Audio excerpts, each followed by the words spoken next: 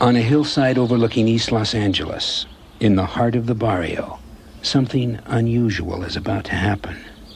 A Hollywood film crew has arrived to shoot a new motion picture. The movie is titled Blood In, Blood Out. It's produced and directed by Taylor Hackford, who produced La Bamba and directed An Officer and a Gentleman. This has been the most passionate film project of my life. Forget the dolly, let's do it. I was putting myself on the line and taking a lot of chances. And because of that, I felt alive and more committed than I ever have before. And action! This film is about family. It's about these three young men, two half-brothers and a cousin.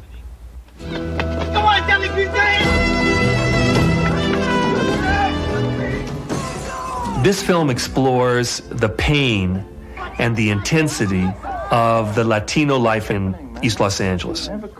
Working class people who are struggling to assimilate into America. It's about young men having a dream. Every film that I make, I try to make something that strikes me to the core. And in this film, I had a huge responsibility. I'm an Anglo making a film about a Latino culture. I needed a collaborator who could really speak to these issues and talk about these characters and know them intimately. Plus, I needed a terrific writer. What I wanted was a true Chicano voice for this project. I called Jimmy Santiago Baca. He said, well, I'm not a screenwriter. I said, yes, but you've got the voice that I'm looking for. You've got the experience. I read your poetry. I happened to be home. I happened to be in a good mood. I talked to him. And I was listening very deeply to what kind of person he was. And it was when I said, yes, I think I can do it. Let's go to work. Mira, al principio, Leo. And I grew up in California. I grew up with a lot of Chicano friends. I spent time in their households. I felt an immediate affinity and love for Chicano culture. It's probably the passion, it's the humor.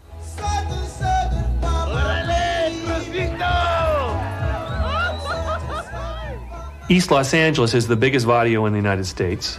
It's a fantastic community, fascinating and beautiful. It was important to shoot there. And it was important for us to be part of that community. Now he finishes, he walks back in here and says his line. This is a piece that comes with a lot of sincerity and a great deal of commitment on the part of the filmmakers. And at the same time, from Jimmy's pen, he's writing about true events, true situations, real life. Jimmy Baca lived all the experiences in this film. I'm all three of these characters. Hey, life's a risk, carnal. Paco is me. When I was growing up, he's the guy who says, no one messes with me. He's the power broker.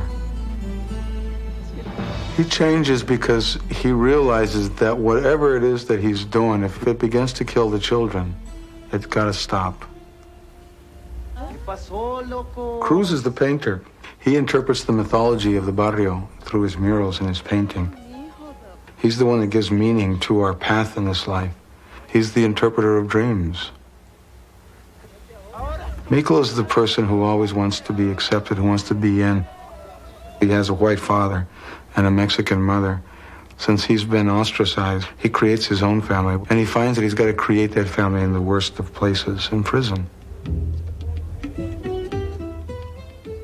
What Jimmy Baca embodied in this script are characters that we can get to know, we can understand their motivations and their pain and their frustrations, and at the same time, their passions. Patos locos forever. Forever!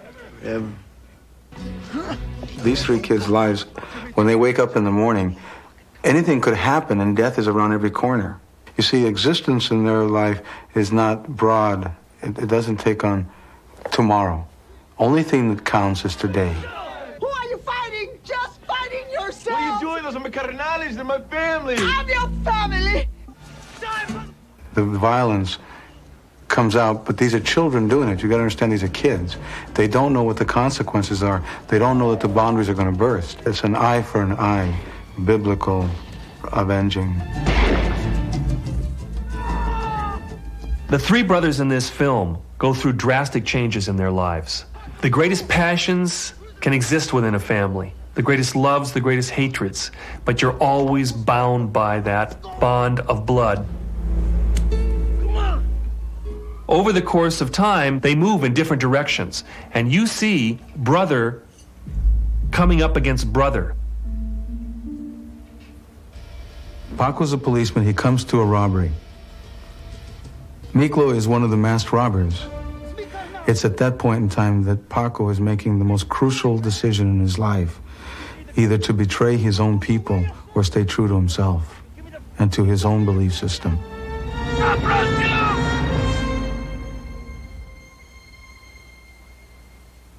I was one of those kids. That's what's so painful.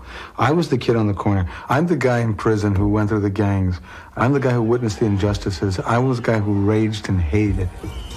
I was so horrified by what was going on that I repeated over and over and over again that I will tell the world what's happening in here. I will say it in my writing and my poetry. I will tell somebody. Someone's got to know about it. That's why your parole is so important. You've got to prove there's another way. There was a philosophy about this film. You know, it is a fictional film. It isn't a documentary. But I wanted a level of reality that was beyond reproach. It became crucial to me to use a real prison. The important element there is not just the physical architecture, it's the human architecture. The men who are there have a certain look. And I wanted specifically to be in California, and even more specific than that, into San Quentin. The warden of San Quentin is Chicano. His name is Daniel Vasquez. And when I went there and asked permission, he said, "Let me read the script." Gave him the script, and he looked at it, and he came back and said, "Who wrote this? This is real. I don't know where you got this information, but this is real."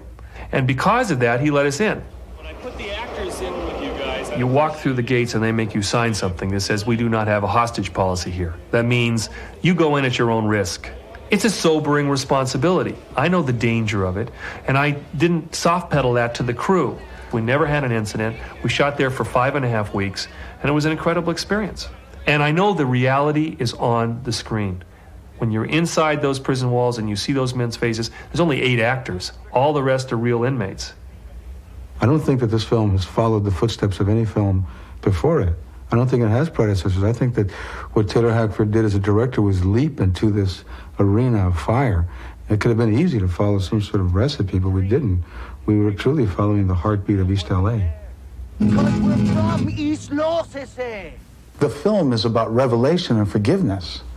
It's someone forgiving another person for hurting them, and it's someone else revealing to that person their weakness.